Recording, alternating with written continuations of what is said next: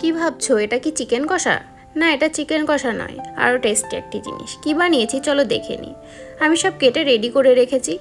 আলু কাটা আছে, পেঁয়াজ কুচিয়ে নিয়েছি, লঙ্কা, ধনেপাতা আর আছে মেটে স্টমাক। এবার একটা ব্লেন্ডার জারে কাঁচা লঙ্কা আর টমেটো পেস্ট করে নেব।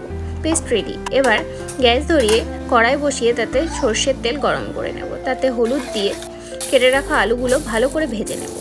আলু লাল লাল করে ভাজা হলে তা তুলে রাখবো। এবার ওই কড়াইতেই গোটা গরম মশলা দিয়ে তাতে চিনি, নুন, হলুদ দিয়ে খানিকক্ষণ নেড়ে তাতে মেটে স্টমাকগুলো অ্যাড করে দেব।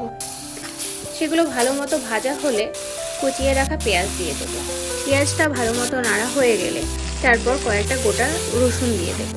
এবার আদা রসুনের পেস্ট দিয়ে দেবো আর বেটে রাখা মশলাটাও খানিকক্ষণ নেড়ে কষিয়ে নিয়ে তাতে ধনের গুঁড়ো আর কাশ্মীরি রেড চিলি পাউডার রঙের জন্য আর কিছুটা হলুদ দিয়ে আরও কিছুক্ষণ নেড়ে নেব।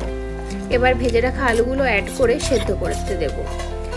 আলুগুলো সেদ্ধ হয়ে গেলে 1 চামচ মতো ঘি আর ধনেপাতা কুচিয়ে দিয়ে দেব। খানিকক্ষণ নেড়ে নিয়ে ফ্লেভারের জন্য কয়েকটা কাঁচা লঙ্কা চিড়ে দিয়ে দেব। সেটাও নেড়ে নিয়ে জল অ্যাড করে দেব। জলটা ফুটে গেলে তারপর গরম মশলার গুঁড়ো দিয়ে নামিয়ে নিলেই রেডি আমাদের মেটে কষা। এটা আমি গরম ভাতের সাথে সার্ভ করেছি, রুটির সাথেও দুর্দান্ত লাগে। যারা এটা ভালোবাসে তারা চিকেন ফেলে এটাই খাবে আমি জানি। আমার রেসিপি ভালো লাগলে লাইক শেয়ার করে দেবেন। টাটা।